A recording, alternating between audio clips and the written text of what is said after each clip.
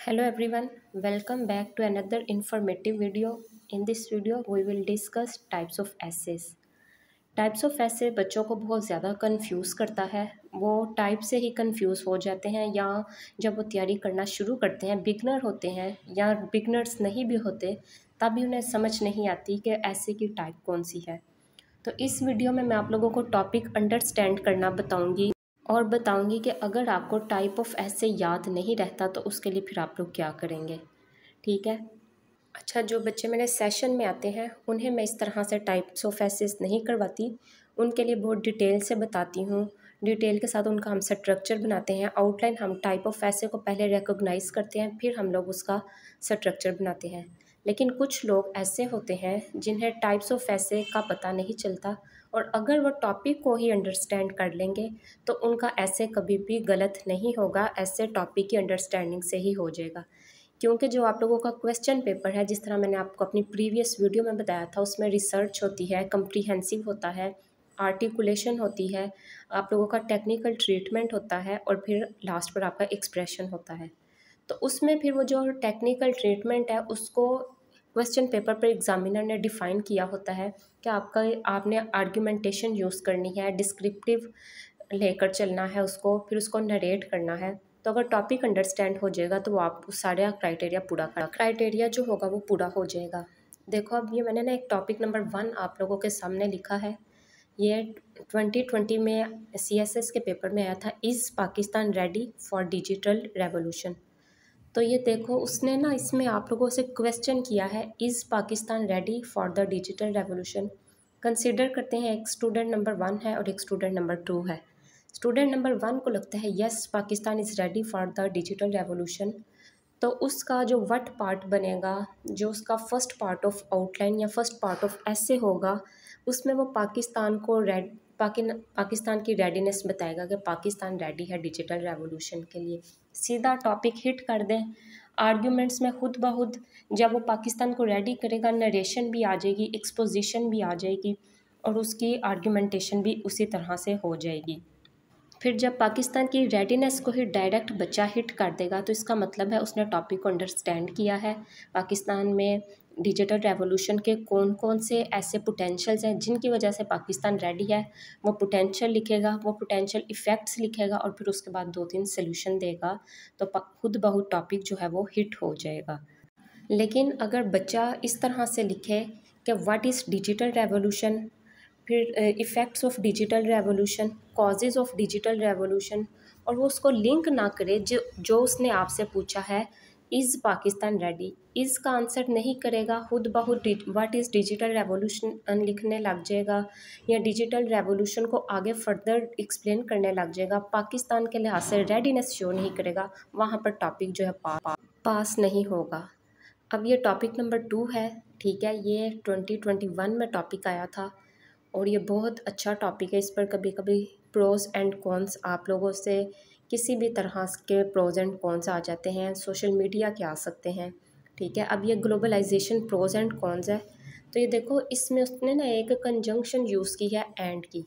इसका मतलब है कि अब आपने ग्लोबलाइजेशन की प्रो साइड भी बतानी है और कॉन साइड भी बतानी है। इसमें टॉपिक को आप उस तरह से नहीं लिख सकते जैसे पाकिस्तान की रेडीनेस लिखी थी, तो रेडीनेस के कॉजेज़ बता दिए थे और फिर उसके इफ़ेक्ट्स लेकर चले थे। इसमें ये जो दो टर्म्स हैं, प्रोज एंड कॉन्स वाली टर्म्स, इनको आप लोगों ने लेकर चलना है और इनको इक्वल वेटेज देनी है। इक्वल वेटेज का मतलब ये है कि आपने प्रो साइड भी उतनी लिखनी है, आपने कॉन साइड भी उतनी लिखनी है। प्रो की कॉजेज़ लिखेंगे तो कॉन्स की भी कॉजेज़ लिखेंगे। इसको वैसे मैं साइमल्टेनियस मेथड से करवाती हूँ, बट यहाँ तक यही है। एंड इन स्टेटमेंट का मतलब होगा कि दोनों साइड्स में इक्वल वेटेज आएगी। फिर ये देखें, एक और टॉपिक नंबर 3 मैंने आप लोगों के सामने डिस्प्ले किया है, इंफॉर्मेशन टेक्नोलॉजी, ब्लेसिंग और कर्स। इसमें भी कंजंक्शन यूज़ हुई है, ब्लेसिंग और कर्स। ठीक है, और वाली जो है वो कंजंक्शन है, लेकिन इसका सोल्व करने का मेथड और है। पहले नंबर पर ये वो सवाल नहीं जिसमें और होता है, जिसमें से आप लोगों ने एक सवाल सिलेक्ट करना होता है। ये विद इन स्टेटमेंट और है, इसका मतलब है आपने दोनों साइड को एक्सप्लेन करके एक स्टांस लेना है। ठीक है, आप ब्लेसिंग को भी लेंगे, आप कर्स को भी लेंगे और फिर बाद में क्या करेंगे, एक जो साइड है, जो भी आपका स्टांस है, ब्लेसिंग है या कर्स है, उसको आपने जस्टिफाई करना होता है। ठीक है, इसमें बच्चों को बहुत जो मिस्टेक आती है वो इसकी एंटीथीसिस भूल जाते हैं। एंटीथीसिस मतलब जो ब्लेसिंग का स्टांस लेता है वो कर्स को नहीं लिखता, और जो कर्स का स्टांस लेता है वो ब्लेसिंग को नहीं लिखता। ये 2019 की स्टेटमेंट है और इसमें बहुत से बच्चे फेल हुए थे। वजह ये थी कि उन्हें पता ही नहीं था और इन स्टेटमेंट को किस तरह से लेकर चलना है। वैसे भी एक कॉमन सेंस की बात होती है, जब दो चीज़ों में से एक को सिलेक्ट करना होता है तो पहले दोनों के सिनारियोज़ देखे जाते हैं कि दोनों में से एक कौन सी बेस्ट है। ठीक है, तो आप लोगों ने और इन स्टेटमेंट, ये पीएमएस में भी सवाल आ जाता है और इन स्टेटमेंट वाला सीएसएस में भी आ जाता है। इसकी मैं आउटलाइन बहुत डिटेल के साथ करवाती होती हूँ, लेकिन यहाँ के लिए कि आप लोगों ने बस टॉपिक को देखकर किस तरह से उसकी आर्ग्यूमेंटेशन में नरेशन एक्सपोजिशन लेकर आनी है। तो ये है कि और इन स्टेटमेंट का कभी भी मतलब ये नहीं होगा कि एक साइड लिख दी और काम ख़त्म। दोनों साइड्स होंगी, दोनों की जो वेटेज होगी, जो भी स्टांस होगा उसकी वेटेज ज़्यादा होगी, लेकिन दोनों साइड को इसलिए एक्सप्लेन करना है कि एंटीथीसिस भी आ जाए। दो में से एक जो सिलेक्ट आप कर रहे हैं वो बिल्कुल सही सिलेक्ट करें। ठीक है, अब इसके बाद एक और टॉपिक करने लगे हैं, वो टॉपिक नंबर 4 होगा हमारा। अब देखो, gender equality is a myth. तो इसमें यह नहीं करना कि what is gender equality, causes of gender equality, effects of gender equality and solutions for gender equality. नहीं, अगर उसने पूछा है gender equality is a myth तो आपने मिथ को एक्सप्लेन करना है। तब तक आप लोगों के मार्क्स जो है वो नहीं मिलेंगे जब तक आप gender equality as a myth उसको एक्सप्लेन नहीं कर लेते। अच्छा, फिर ये ना लास्ट स्टेटमेंट है, टॉपिक नंबर 5 है, people have become overly dependent on technology.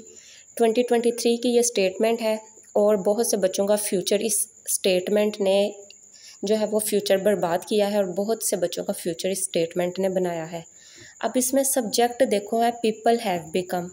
जिन बच्चों ने इसका सब्जेक्ट टेक्नोलॉजी को बना दिया है कि टेक्नोलॉजी है सप्रेस्ड, तो वो उनकी गेम 25 से ऊपर नहीं गई। और जिन बच्चों ने अंडरस्टैंड किया है कि people have become overly dependent, तो उनका ये टॉपिक बिल्कुल सही हो गया था। इसमें भी कहीं पर आर्ग्यूमेंटेशन थी, इसमें भी आर्ग्यूमेंट्स ऑब्वियसली आने थे, लेकिन इस तरह की स्टेटमेंट जो खुद डिफाइंड हो, खुद डिस्क्राइब की गई हो, ठीक है, उस स्टेटमेंट को आपने पहले अंडरस्टैंड करना होता है कि उसका व्हाट क्या है, वाई क्या है और हाउ क्या है। अच्छा, यहाँ तक मैंने आप लोगों को डिफरेंट टॉपिक्स का बताया है कि आपने उसको अंडरस्टैंड कैसे करना है। आप स्टेटमेंट के झंझट में ना पड़े, डायरेक्ट टॉपिक स्टेटमेंट से समझ लें कि टॉपिक को किस डायरेक्शन में लेकर जाना है। ऐसे के लिए आप लोगों ने व्हाट टू राइट से पहले हमेशा याद रखना है how to write. How to write कहते हैं ऐसे का स्ट्रक्चर, और वो कभी भी आप लोगों को खुद ब खुद नहीं आएगा, वो समझना पड़ेगा, कहीं से पढ़ना पड़ेगा।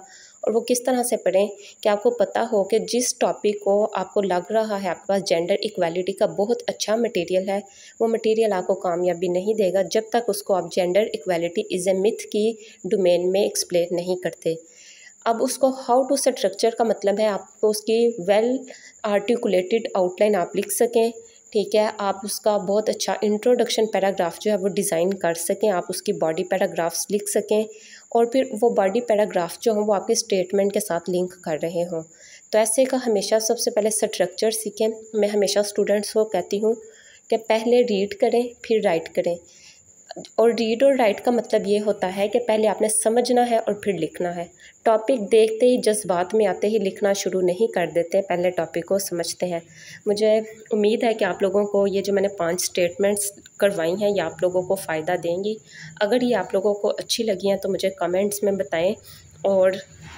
और इस वीक में मैं एक वर्कशॉप रखने लगी हूँ। जो बच्चे मुझे कहते हैं कि हमें मटेरियल का पता नहीं चलता, मटेरियल कैसे कलेक्ट करना है, किस तरह का मटेरियल होना चाहिए, टॉपिक की डोमेन कौन सी हो, तो वो एजुकेशन के थीम पर एक वर्कशॉप होगी जो सीएसएस स्पेशल में स्टूडेंट्स बैठने जा रहे हैं, उनको वो बहुत ज़्यादा हेल्प करेगी। उनका वो थीम जो है वो पास हो जाए, पास नहीं तो कम से कम वो आप लोगों का तैयार हो जाएगा। ठीक है, चलिए, अगर आप लोगों को वीडियो पसंद आई हो तो आपने इसको लाइक भी करना है, इस पर कमेंट भी करना है और चैनल को सब्सक्राइब भी करना है। ठीक है, और नेक्स्ट वीडियो जो होगी वो मैं कोशिश करूँगी वो जो people are overly dependent on technology है उसको एक्सप्लेन करूँ। तब तक के लिए अल्लाह हाफिज़।